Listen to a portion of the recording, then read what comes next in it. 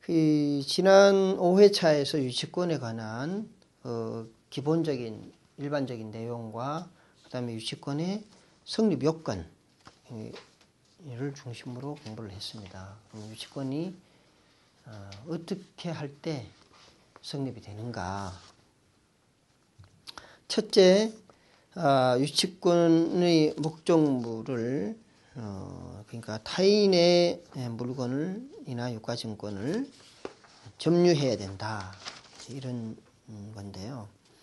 그 지난 강좌 첫 페이지를 이렇게 보시면은 유치권의 개념의 이렇게 나오잖아요. 거기 보시면 민법의 유치권은 타인의 물건 또는 유가증권을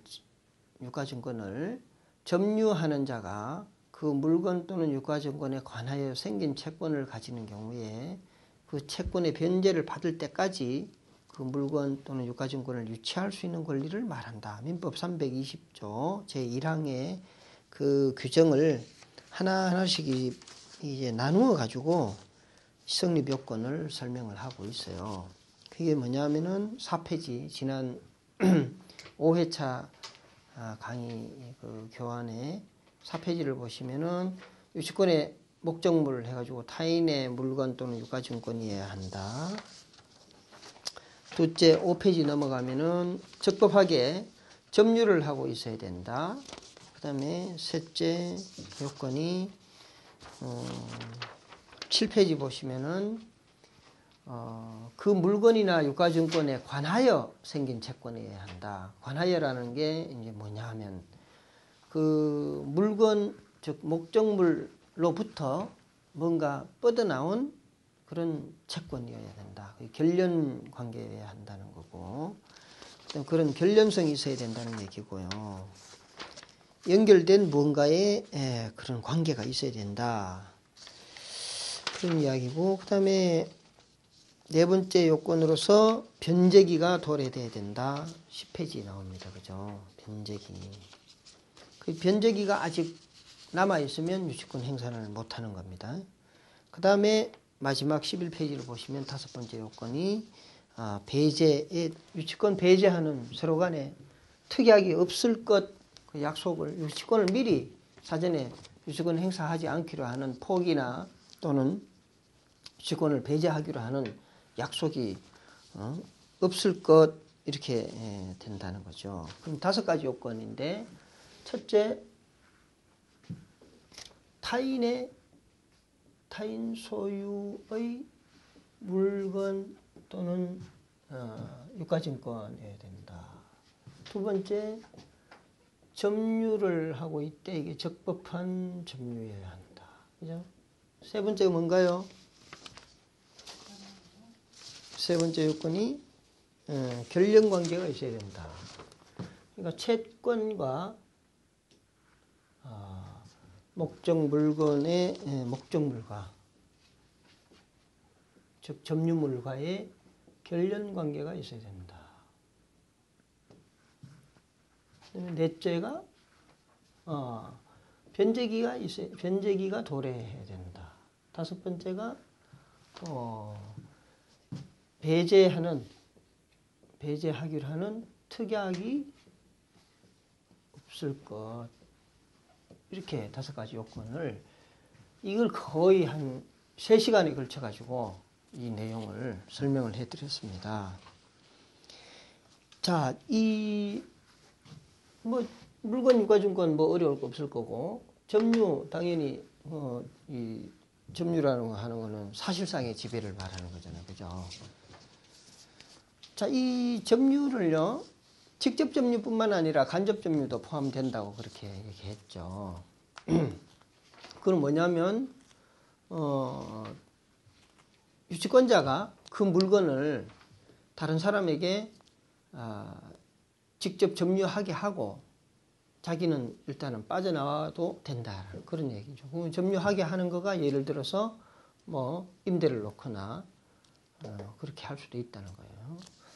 자, 그리고 이 결련 관계라는 게 하는 게 이제 일반 시민들이 용어상에 조금 그 이해를 필요로 하는 부분이 채권은 그 목적물로부터 뻗어나와야 된다. 어떤 연결관계가 있어야 된다. 이런 내용이잖아요. 그게 무슨 얘기냐면은 아주 간단하게 생각해 보면은 시계를 수리를 맡겼어요. 수리한 그 수리비 채권이 있을 거 아닙니까? 그죠? 수리를 해준 사람. 시계 점포에서는 시계 수리를 해준 그러한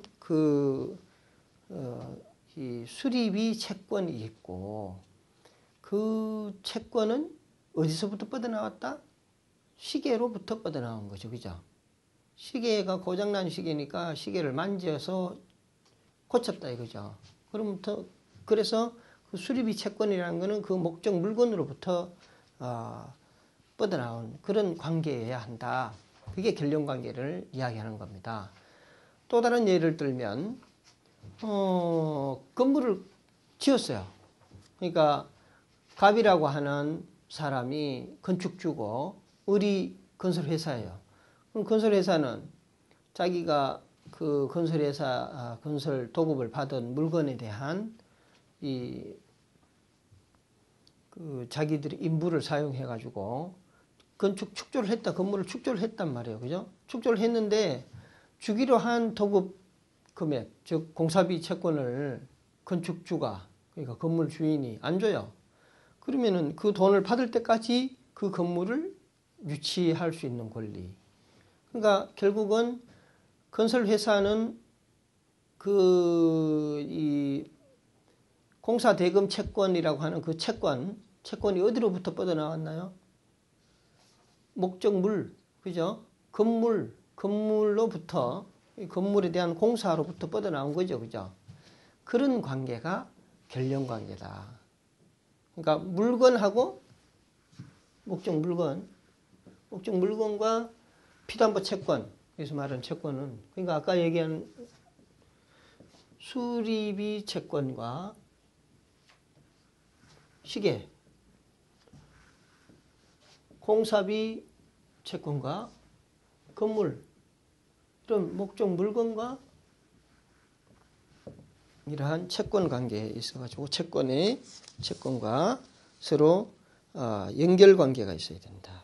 이런 얘기예요. 그 다음에 네 번째, 변제기에 있어야 된다. 그럼 변제기는 예를 들어서 유치권은요, 아까와 같이 이러한 수리비 채권이나 공사비 채권은 통상적으로 이제 후불이 원칙이잖아요. 그죠? 후불이 원칙이다. 그러면 수리를 다 해야 된다는 거고, 그죠? 공사도 거의 완공을 해야 그에 대한 유치권 행사할 수 있다. 이런 얘기겠죠. 그 약정된 변제기가 도래가 돼야 이런 겁니다. 예를 들어 가지고 왜 기성고에 따라서 건축비를 주기로 약속할 수도 있잖아요.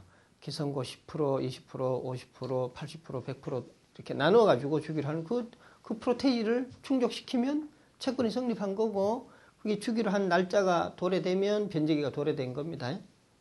예, 그런 개념이고요. 그 다음에 이 배제 특약의 부존재라고 해야 되는데, 이게 이제 유치권을 시공회사가 공사를 하면서 나는 유치권을 행사하지 않겠습니다. 그렇게 할 수 있다는 거예요. 자, 공사비 채권을 가지고도 유치권 생길 수도 있지만, 임차인이 어떤 물건에 대해서 임차를 했는데, 그죠? 뭐 동산도 될 수도 있고요. 그다음에 주택의 경우도 될 수도 있고, 상가도 될 수도 있고. 그러니까 부동산 중에 대표적으로 건물을 임차를 받았다 칩시다. 그럼 임차인이 그 건물을 유지 사용하고 있는데 필요한 필요비가 있을 거 아니에요, 그죠? 그 다음에 그 건물의 값어치를 증대시키기 위한 유익비도 있을 수 있단 말이에요. 그러한 필요비나 유익비의 상환 청구권을 피담보 채권으로 하는 그런 임차인의 비용 상환 청구권과 그 임차 목적물, 이들 사이에 역시 결연관계가 있어야 된다는 건 당연한 거고, 그렇게 할 때, 자, 이 배제 특약 없을 것이라는 요건에서 통상적으로 임차인은, 자, 그러한 비용이라는 것은 여기 아까 필요비, 유익비라고 있어요. 이 두 가지 채권이 있을 수 있는데, 이 채권을 미리 포기할 수 있는 포기. 응? 그래서 이 임차인이 남의 물건을 빌릴 때, 남의 점포를 빌릴 때 필요비나 유익비 상환 청구권을 포기한다. 포기하고 깨끗이 원상복구해서 돌려주기로 하는 그런 약정을 해두면 그거는 일종의 유치권 포기에 유치권 배제를 하는 그런 특약이 될 수 있다. 그게 없어야 유치권 행사할 수 있는 거지. 미리 계약해서 들어갈 때 포기를 하면 그거는 유치권을 나중에 주장을 못하는 거죠. 그런 내용의 5가지 요건에 대해서 구체적으로 설명을 드린 거고요.